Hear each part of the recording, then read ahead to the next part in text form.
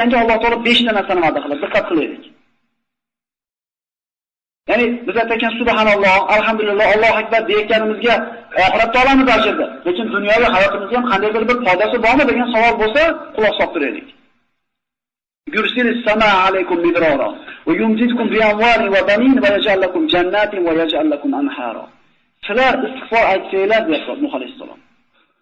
E'tibor beraylik. Mana shu tijoratimizga, bog'rog'imizga, bola-chaqamizga, mol-dunyomizga qanaqa ta'siri bor buni? Agar biz Qur'onda har bitta oyatini haqida qabul qilganmiz, iymon keltirganmiz bunga. Agar shu da'voimiz rost bo'lsa, qalbimizda shak bo'lmasin, quloq solib turaylik. Istig'for aytgan bandasiga Alloh taolo istig'for aytsalar, ustinglarga yomg'irli bulutni jo'nataman deydi. Va sizlarni mol dunyo bilan, bola-chaqa bilan quvvatlantiraman. Va sizlarni anhorlaringizlarni to'ldirib suv bilan oqizaman, bog'roqlar beraman dedi. E'tibor bering, yomg'ir yog'sa yurt yuzida, bola-chaqa pul bo'lsa, bog'roq zo'r bo'lsa, daryoda to'lib suv oqsa, nima kerak yana? Nima kerak bitta insonga? Insonni so'rayotgan narsa shu, bolam chaqanda yuribmizmi? Bu berilgan 5 ta ne'matning ikkitasi orada o'tib ketyapti. Biz shu narsani quvalab yurib, ibodat qilib, kechani kunga ulab, ibodat qilib, mehnat qilib tijoratda. Lekin istig'forni qo'yib qo'yapmiz bir chekkaga. Biz 10 soat ishlamasdan 8 soat ishlab turib, yarim soat astag'firulloh deb qo'yaylik, Alloh taolo berib qo'yadi bu yerga. Agar bas bu naql bilan gaplashishga gap ketadigan bo'lsa. Hadislarda keladi, kim istig'forni o'ziga lozim tutsa deydi Alloh taolo. Alloh deydi, torlikdan kenglikka chiqaradi va mushkulni oson qiladi va kutmagan joyda rizqini berib qo'yadi deydi.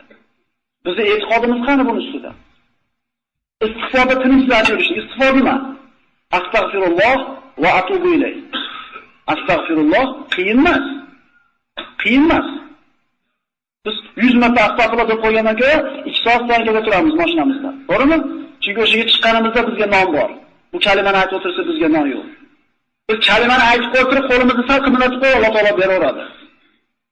Lekin men afsus bo'lsinki, biz mana shu moddiy tarbiya ostida bir taslanib qolganligimiz uchun teva bilan aloqamiz uzilib qolgan. Sizlar istig'for aytinglar, Alloh sizlarga ustinglarga yomg'ir beradi. Sizlarni mol dunyo bilan, bola-chaqa bilan quvvatlantiradi. Sizlarga bog'roqlarni beradi va sizlarga anhorlarni beradi. Demak, ekin-tikini borada nima qilish kerak ekan? Istig'for etish kerak ekan. Bolam chaqam deyotgan odam nima qilish kerak ekan? Istig'for etish kerak ekan. Shunaqani o'ng quloq, so'ng quloq eshitib olaylik, yozib olaylik. O'zimizga Rasululloh sollallohu alayhi vasallam mana avvaliy oxirgi gunohlarni kechirgan kishi kuniga 100 martadan 70 martadan istig'for etgan bir o'tirganda. U gunohlarni kechirgan kishi. Ha bizga Alloh taolo gunohini kechirishigidan tashqari 5 ta narsa beraman demayaptimi? Kelin istig'for etaylik. Bir arra kamroq qilib.